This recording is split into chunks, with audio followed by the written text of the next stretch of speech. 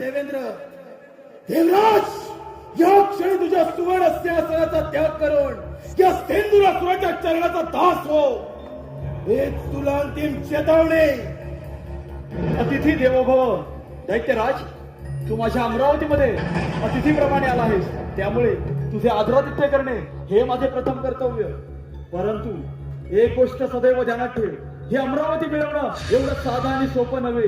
हे सहस्र अश्वमेध यज्ञ पूर्ण करून हा देवराज या इंद्रपदावरती विराजमान झाला आहे. माझी तुला विनंती आहे, माझ्या अमरावतीमधून माघारी जा.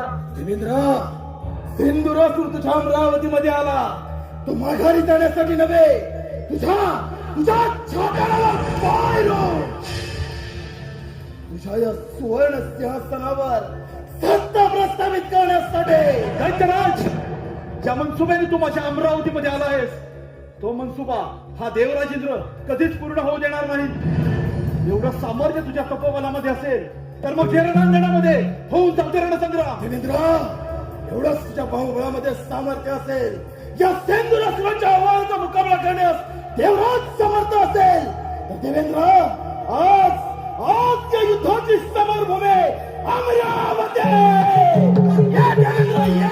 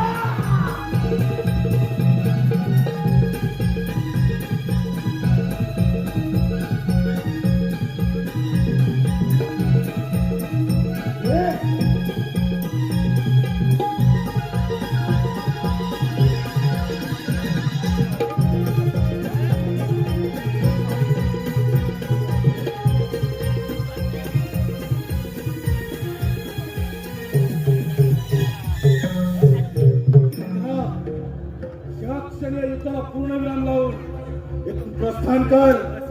हेच तुला अंतिम चेतावणी. दैत्यराज, ज्या भगवंताची कठोर तपश्चर्या केलीस, त्या भगवंताकडून निश्चितच तू शक्ती मनानेच हे वरदान प्राप्त केले आहे. रणभूमी सोड दैत्यराज, पाताळाकडे जा, सुखाने राज्य कर. हा देवराज अजूनही तुला अभयदान देण्यास योग्य कथन केलंस देवेंद्र, योग्य कथन केलंस. भगवंताचा कृपा आशीर्वाद साक्षात ब्रह्मदेवांचा दोन हस्त या नरदेवाच्या मस्तके. त्या मृत्यूचा भय तर नाहीच, अजिंक्य आहे. आज आज तुझ्या या सुवर्ण सिंहासनावर हा दैत्यराज सिंधुरासूर विराजमान होईल. दैत्यराज, ज्यावेळी स्वर्ग निर्मिती झाली त्याचवेळी या अमरावतीवरती सत्ता प्रस्थापित करण्यासाठी श्रेष्ठ ठरलो ते आम्ही देवगण. ही अमरावती आम्हा देवांची राजधानी. इंद्राचा दरबार, इथे सत्ता ही आम्हा देवांची जाणार. तुम्हा दैत्यांची नव्हे. अप्सरांच्या सानिध्यात भोगविलास करणारा तू देवेंद्र. आणि हेच का तुझं देवत्व, हेच तुझं श्रेष्ठत्व. आणि एवढ्यावर तुझ्या आस भागत नाही म्हणून ती गौतम ऋषीची पत्नी अहिल्या तिच्या सौंदर्यास मोहून तिला शील भ्रष्ट करणारा तू काय तर म्हणे अमरावतीचा राजा आणि एका स्त्रीला शील भ्रष्ट करणारा तू. दैत्यराज, समुद्र मध्यरातून प्राप्त झालेल्या मदिरेसाठी लढाई करणारे तुम्ही दैत्य अमरावतीवरती सत्ता प्रस्थापित करण्याची स्वप्न रंगवू नका. तुम्हा दैत्यांचे हे स्वप्न भंग करण्यासाठी हा देवराज सदैव समर्थ आहे. देवराज समर्थ काय? या तेंदुरासुराच्या सामर्थ्याचा मुकाबला करण्यास देवराज समर्थ. देवेंद्रा, असेल बाहुबळामध्ये सामर्थ्य तर स्वीकार. दैत्यराज, माझा सौमान दिसू नको. ज्याप्रमाणे तू माझ्या अमरावतीमध्ये आलायस त्याचप्रमाणे कित्येक दैत्य या अमरावतीवरती संकट म्हणून आले. त्यांना या देवेंद्राने या रणांगणामध्ये मारले. ते तुझी काय कथा जर सामर्थ्य तुझ्या तपोबलामध्ये असेल तर मग होऊनच चौथे रणसंग्राम. देवेंद्रा, तपोबलामध्ये सामर्थ्य आहे.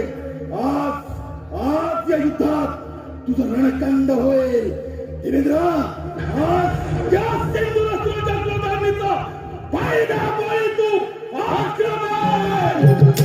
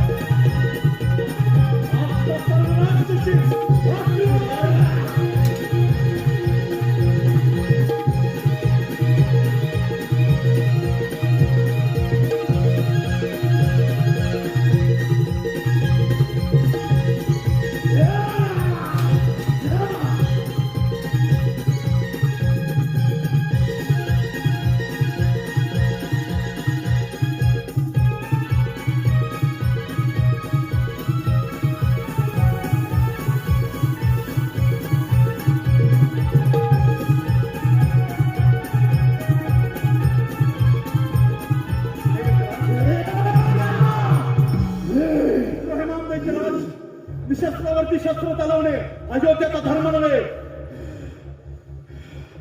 लक्षात देखील मरण नाही. देवेंद्रा, क्षत्रिय धर्मात सिंधुरासुरी जाणतो. काय तर अमरावतीचा राजा कोटी देवांचा सेनानी. देवेंद्रा, सिंधुरासुराच्या चरणाचा दास झालास. ध्यानी असू दे, तुझ्या कुंडलीमध्ये तरी राजा बसला म्हणून कोणी राजा होत नाही. त्यासाठी नियतीच्या पटलावर तलवारीने भविष्याच्या योजना आखाव्या लागतात. त्याच वेळी सुवर्ण सिंहासनाचा अधिपती होतो. देवेंद्रा,